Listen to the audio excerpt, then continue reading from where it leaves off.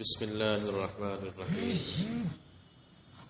وَإِذَا ثَبَتَ أَنَّ ذَلِكَ الْجِسْمَ مُرَكَّبٌ مِّنَ الْحَيُولَةِ وَالصُّورَةِ وَجَبَ أَن تَكُونَ الْأَجْسَامُ كُلُّهَا مُرَكَّبَةً مِّنَ الْحَيُولَةِ وَالصُّورَةِ لِأَنَّ التَّبْعِيَّةَ الْمِقْدَارِيَّةَ إِمَّا أَن تَكُونَ بِذَاتِهَا غَنِيَّةً عَنِ الْمَحَلِّ أَوْ لَمْ تَكُنْ وَالْأَوَّلُ مُحَالٌ وَإِلَّا لَاسْتَحَالَ حُلُولُهَا فِي الْمَحَلِّ الْمُسْتَلْزِمِ لِافْتِقَارِهَا إِلَيْهِ لِأَنَّ الْغَنِيَّ بِذَاتِهِ عَنِ الشَّيْءِ اسْتَحَالَ حُلُولُهُ فِيهِ فَتَعَيَّنَ افْتِقَارُهَا بِذَاتِهَا إِلَى الْمَحَلِّ فَكُلُّ جِسْمٍ مُرَكَّبٌ مِّنَ الْحَيُولَةِ وَالصُّورَةِ۔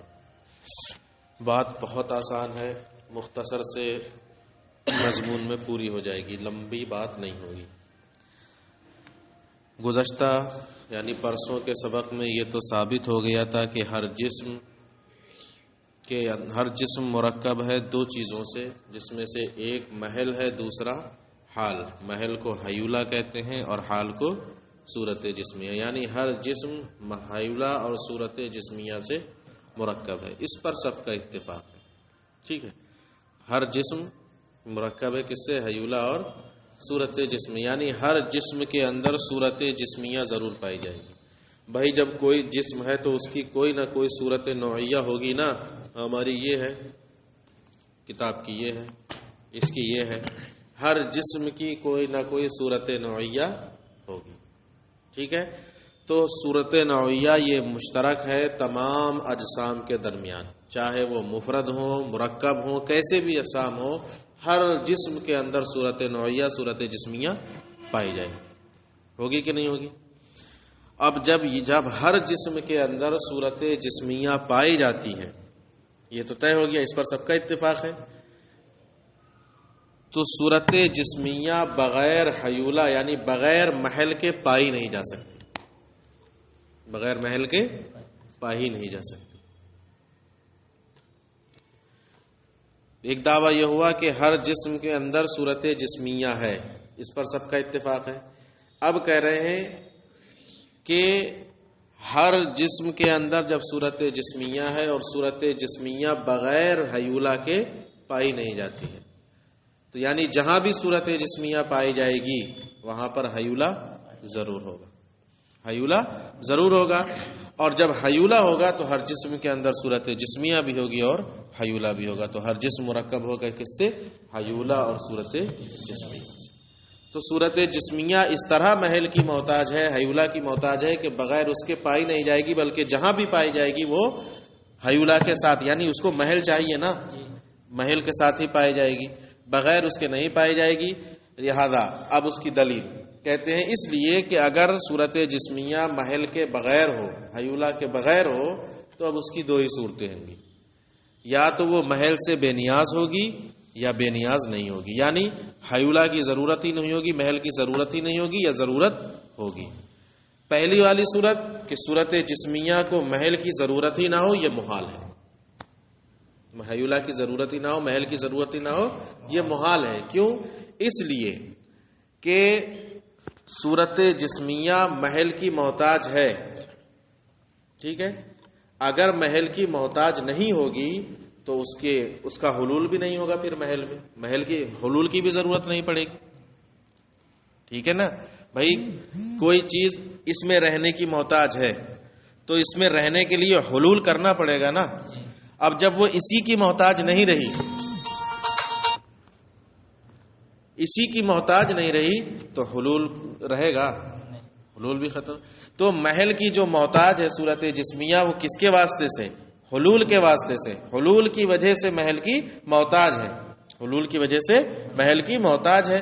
اور اگر محل سے بے نیاز ہو جائے تو حلول کی ضرورت نہیں پڑے گی، تو ایک دوسرے کے خلاف ہو رہا ہے کہ نہیں ہو رہا ہے؟ محل کی محتاج ہوگی تو حلول بھی ضروری ہے، حلول کی وجہ سے محل کی محتاج ہو رہی ہے، اسی کے ذریعے جائے گی محل میں۔ اور اگر بے نیاز ہو جائے محل سے تو حلول کی کیا رہے گی؟ ضرورت ہی نہیں رہے گی، اس کے منافی ہو جائے گا، ٹھیک ہے۔ اور جو چیز کسی چیز کے منافی ہو، یعنی جو چیز کسی چیز کے لیے محتاج نہ ہو، تو وہ اس میں حلول نہیں کرتی، اس میں حلول نہیں کرتی ہے. تو اب ایسی صورت میں صورت جسمیہ بھی محل میں حلول نہیں کرے گی. حالانکہ صورت جسمیہ جہاں بھی پائی جاتی ہے وہ کس کے ساتھ پائی جاتی ہے؟ محل کے ساتھ پائی جاتی ہے، حیولہ کے ساتھ پائی جاتی ہے. اس لیے یہ ماننا پڑے گا کہ وہ بذات محل سے بے نیاز نہیں ہے بلکہ وہ محل کی محتاج ہے. اور جب محتاج ہے تو جہاں بھی پائی جائے گی محل کے ساتھ پائی جائے گی، حیولہ کے ساتھ پائی جائے گی. سمجھ میں آ گیا؟ کہتے وَإِذَا ثَبَتَ، جب یہ ثابت ہو گیا کہ وہ جسم حیولہ اور صورت سے مرکب ہے، یعنی پیچھے پانی اور آگ والی جو مثالیں تھیں یہ ثابت ہو گیا تھا نا کہ یہ مرکب ہے کس سے؟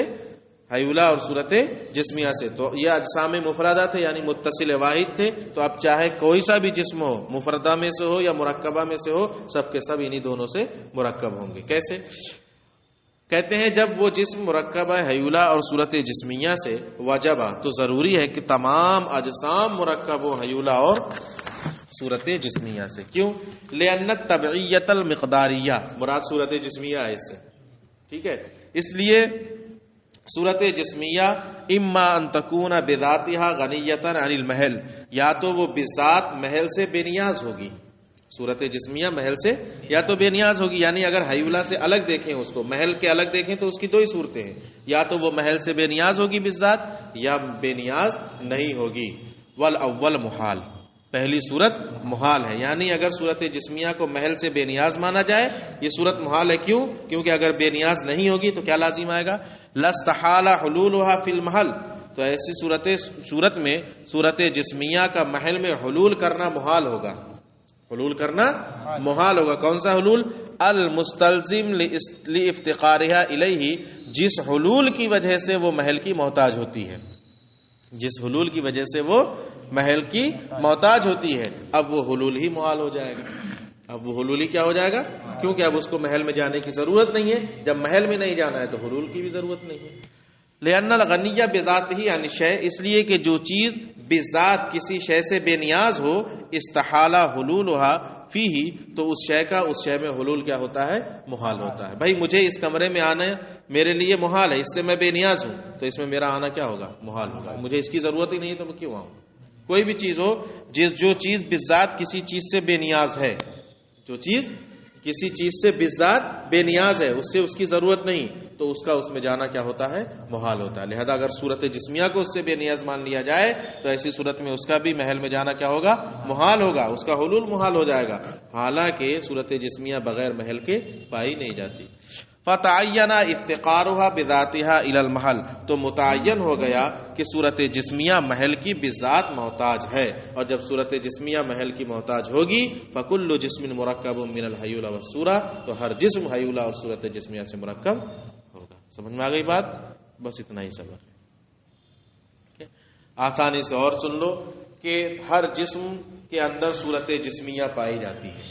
کہ صورت جسمیہ اپنی ذات کے اعتبار سے محل کی محتاج ہے، یعنی وہ بغیر محل کے پائی نہیں جائے گی. کیوں؟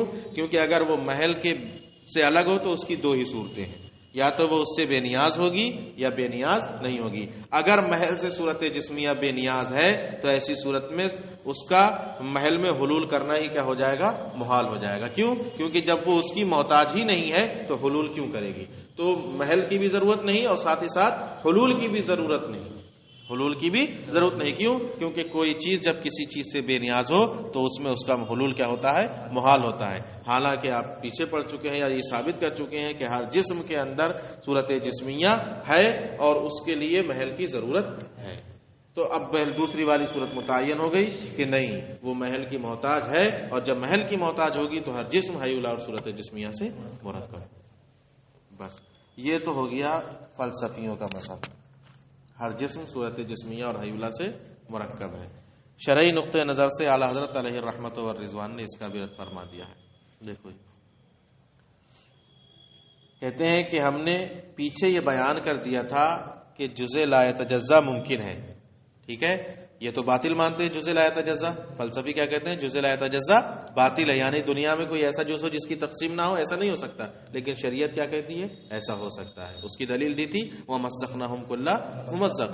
تو جب ممکن ہے تو اس سے جسم کی ترکیب بھی ممکن ہے، یعنی جسم کا مرکب ہونا بھی ممکن ہے. جب جزء لا یتجزا ممکن ہے تو جسم کا اس سے مرکب ہونا بھی کیا ہے؟ ممکن ہے.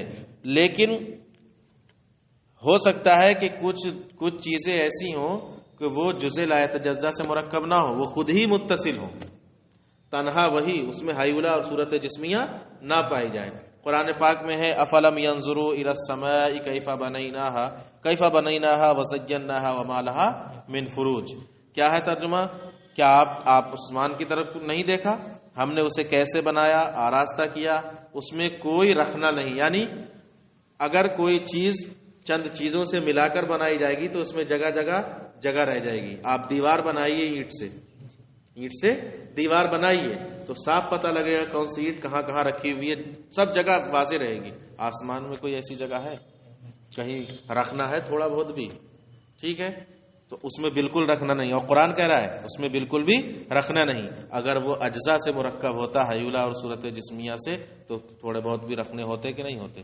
تو بعض جسم ایسے ہیں جو حیولہ اور صورت جسمیہ سے مرکب ہونا جن کا ثابت نہیں ہوگا بلکہ باطل ہوگا، وہ خود بذات خود ہی جسم ہے، خود ہی قابل تقسیم ہے، وہ حیولہ اور صورت کی وجہ سے قابل تقسیم نہیں۔ دیکھو نیچے لکھا الگ کہتے ہیں اگر آسمان اجزائے لا تتجزا سے مرکب ہوتا بلا شبہ اس میں بے شمار رکھنے ہوتے کہ کوئی جز دوسرے جز سے نہ ملتا، تو ثابت ہوا کہ آسمان جسم متصل ہے۔ آسمان کیا ہے؟ جسم متصل ہے، لہذا جسم کا ترکب ایک نیچے۔ تو القریب بیانہ تعالی مقام آئندہ میں آتا ہے کہ حیولہ اور صورت سے جسم کا ترکب باطل، بلکہ جسم بسیط خود ہی متصل اور خود ہی قابل انفصال ہے۔ حیولہ کی وجہ سے قابل انفصال ہو ایسا نہیں ہے۔ تو جو یہ ثابت کر رہے ہیں یہ مذہب شریعت کی کیا ہے، اعلیٰ حضرت علیہ الرحمٰن نے قرآن کے بھی کیا ہے خلاف ہے۔ تو یہ اس سے ہمیں پڑھنے سے مطلب ہے، شریعت اس بارے میں یہ کہتی ہے کہ بعض اجسام ایسے ہیں جو خود ہی بذات بسیط ہیں، متصل ہیں اور قابل انفصال ہے، وہاں حیولہ اور صورت جسمیہ نہیں۔ البتہ یہی ثابت کر رہے ہیں کہ ہر جسم مرکب ہے کس سے؟ حیولہ اور صورت جسمیہ سے۔ چلو ٹھیک۔